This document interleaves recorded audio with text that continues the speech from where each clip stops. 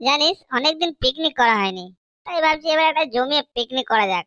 তা মানে তোদের কাছে টাকা পয়সা আছে তো?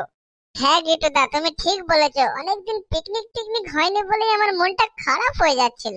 তোর মন না বড়া কুত্তার পেছন যে যখন তখন খারাপ হয়ে যায়। এই লেওড়া, মুখ সামলে কথা বল বলে দিচ্ছি, নাহলে কিন্তু খুব খারাপ হয়ে যাবে। এই লেওড়া গুলো আবার ঝগড়া শুরু করেছে। চুপ কর, না হলে দুজনেরই পোতে লঙ্কা ঘষে দেবো। তা ওস্তাদ, এবারে পিকনিকে কত করে কি চাঁদা পড়বে? সবার 400 টাকা করে চাঁদা পড়বে। কি রে, দিতে পারবি তো সব?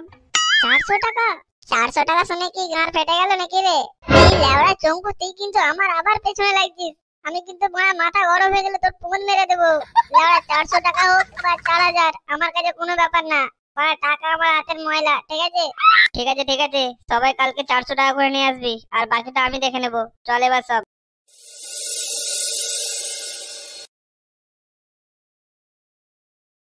লেওড়া, বলে তো ফেললাম 400 টাকা দেবো, এবার 400 টাকা আনবো কোথা থেকে?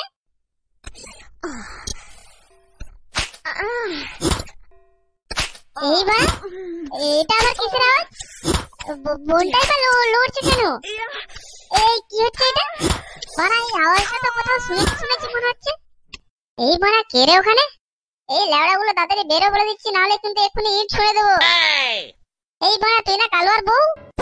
আর আর তোর সাথেই বা এটা কে? দাঁড়া দাঁড়া লেওড়া, এক্ষুনি কালুয়াকে ফোন করছি।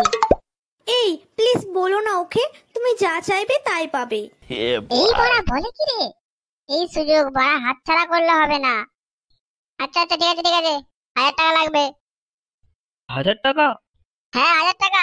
বুড়ো চোদা, আবার আমার দিকে কি দেখছো? টাকাটা বার করো। আরে বাড়া, এটা সত্যি 1,000 টাকা দিয়ে দিল। আচ্ছা আচ্ছা, চালিয়ে যা তোরা।